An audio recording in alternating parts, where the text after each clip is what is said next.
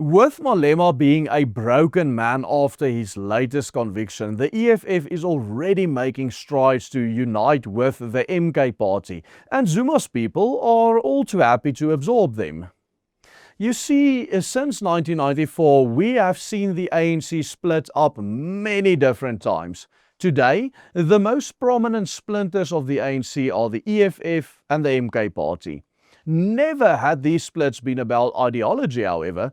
In fact, you will be very hard-pressed to find any real ideological difference between the ANC and their daughter parties, the MKP and the EFF. If you want to look, it was always about egos and lust for power. Yet today, after the break-in of the once powerful Julius Malema, we might see the very first reunification amongst the ANC's daughters since 1994. You see, yesterday Julius Malema was finally sentenced, as many of you, probably most of you already know, to the place where most of us have long felt he rightly belongs: prison, locked up behind bars. Malema was sentenced for the unlawful possession of a firearm, unlawful possession of ammunition, discharging a firearm in public, and reckless endangerment of people or property for the actions he conducted back in 2018 at one of his political party's rallies, where footage showed him firing a rifle in the middle of a crowd.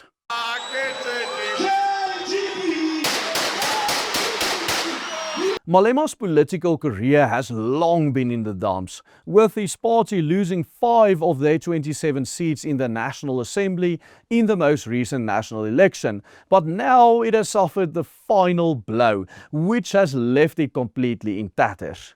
And of course, the big question is where this leaves the EFF, South Africa's 4th largest party, or previously the 3rd largest party, which now, at least while Malema is in prison, is effectively left leaderless.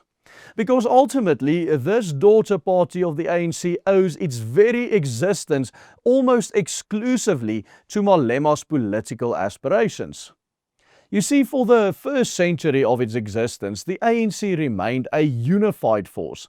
Founded in 1912, the party only suffered minor splits in the 30s when a small national faction or Natal faction under the original leader and founder of the party, John Dube, split off from the party for a brief period before later reuniting with the party.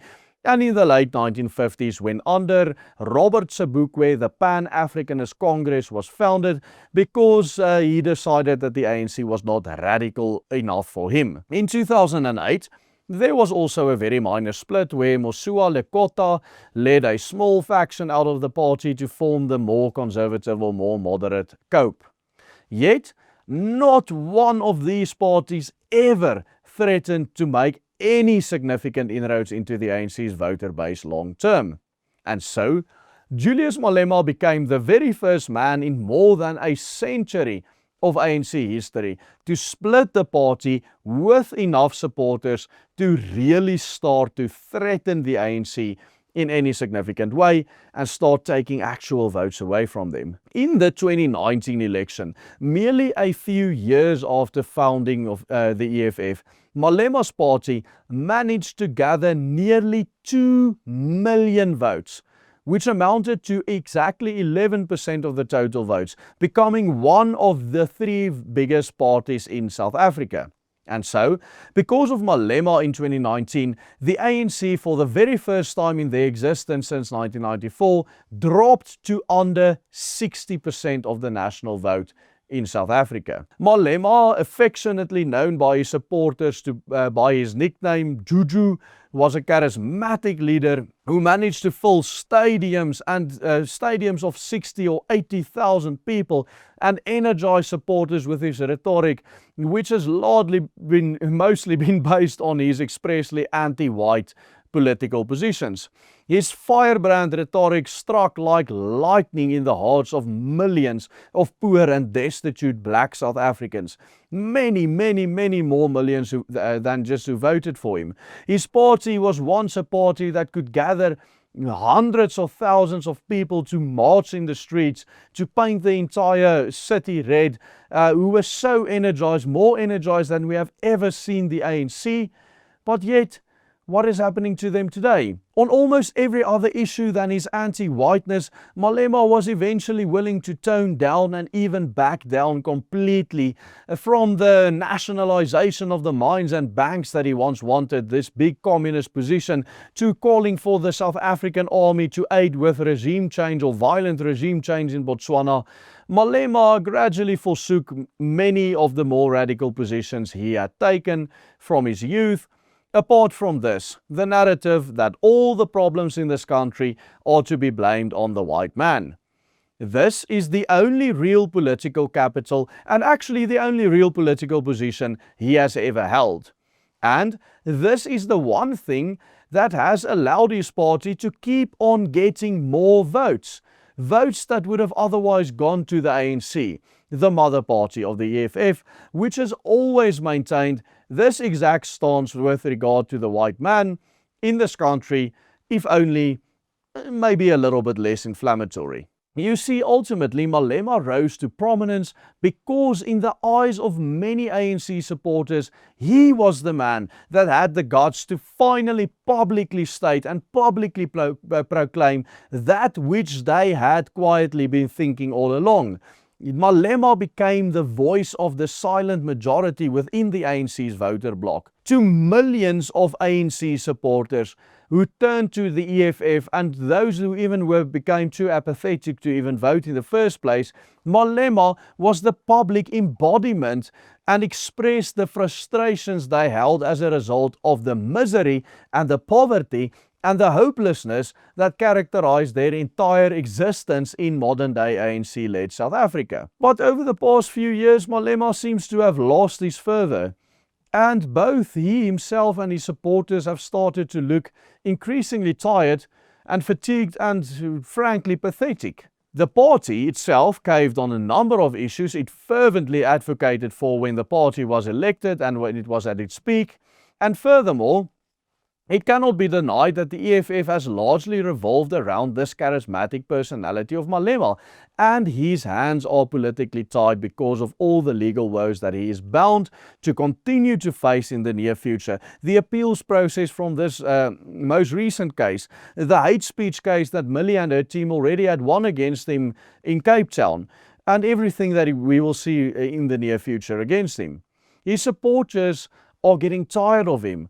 This once great party that pulled so many millions of supporters and hundreds of thousands of supporters into the street has now become so pathetic that the best they can do is chant Voetsak at 3 representatives from AfriForum who attended the court case to observe it.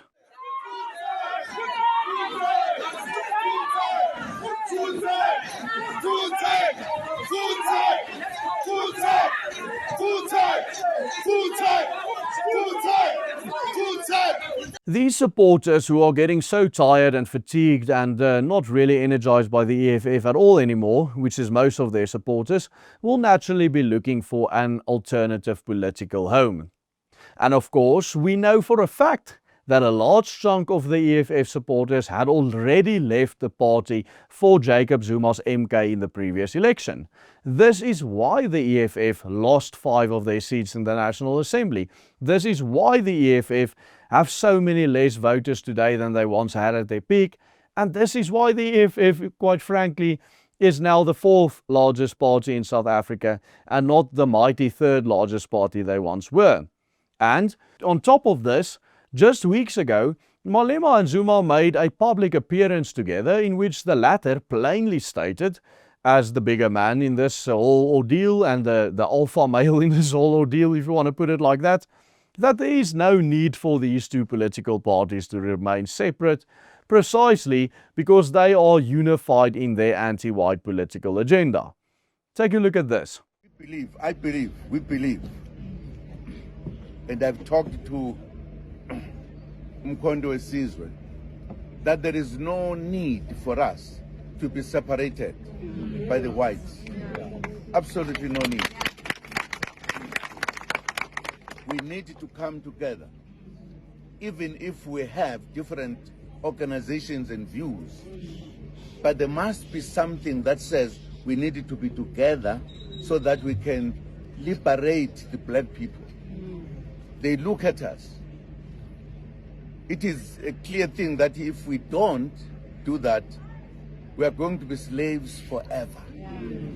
And we don't want it.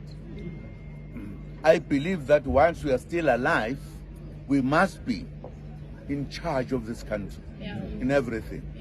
This is all that unifies the MK, the EFF and the ANC. Their absolute commitment to Pan-Africanist ideology that scapegoats the white man and proposes the only solution in South Africa as some kind of abstract liberation of this country's black people, even though they, between them and mostly the ANC, had been governing this country for more than 30 years now.